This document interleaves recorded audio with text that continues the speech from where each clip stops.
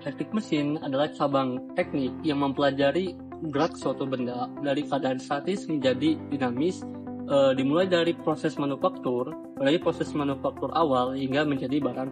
Jadi di teknik mesin kita mempelajari 4 bidang, yaitu ilmu bahan dan metalurgi, konversi energi, konstruksi, dan juga manufaktur. Oke, saya akan menjelaskan apa dampak transformasi digital terhadap industri mesin. Jika terjadi kesalahan, seorang drafter harus menghapusnya secara manual hingga mengulang gambar dari awal.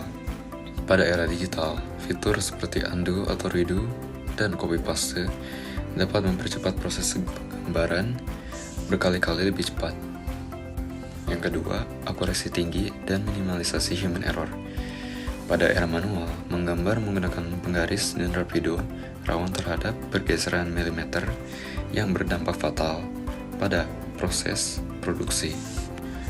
Pada era digital, software digital menggunakan sistem koordinat yang sistematis hingga sekian angka di belakang koma. Yang ketiga, kemudahan penyimpanan, akses, dan mobilitas.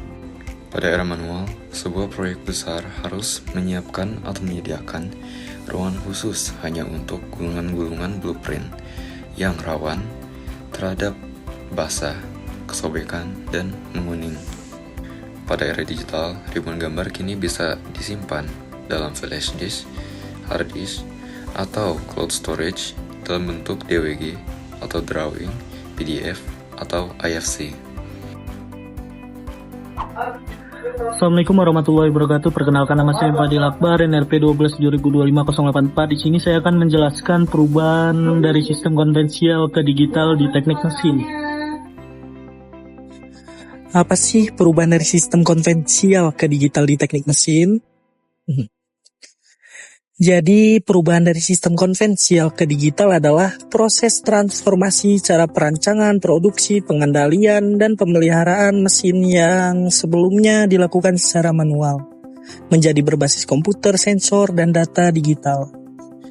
Dan secara konvensional, teknik mesin banyak menggunakan 1. Gambar teknik manual, 2. Mesin bubut atau freeze manual, 3. Pengukuran manual, 4. Kontrol operator manusia, 5. Pencatatan di kertas.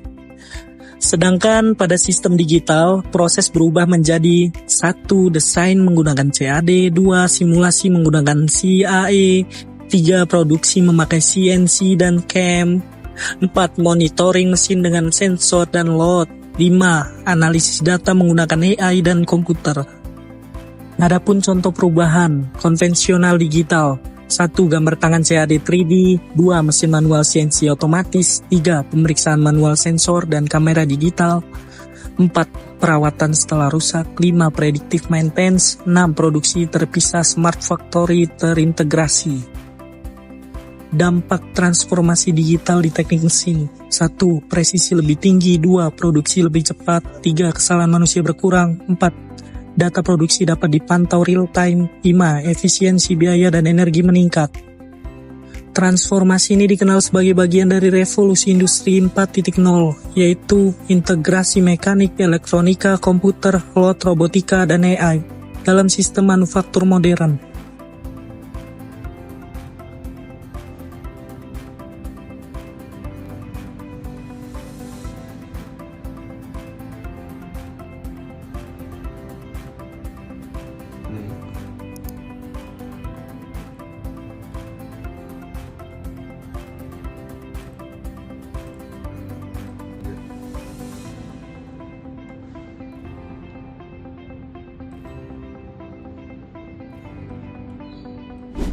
Pada era revolusi industri 4.0 dan transformasi digital, Indonesia dituntut untuk meningkatkan kesiapan sumber daya manusia di bidang teknologi dan industri manufaktur.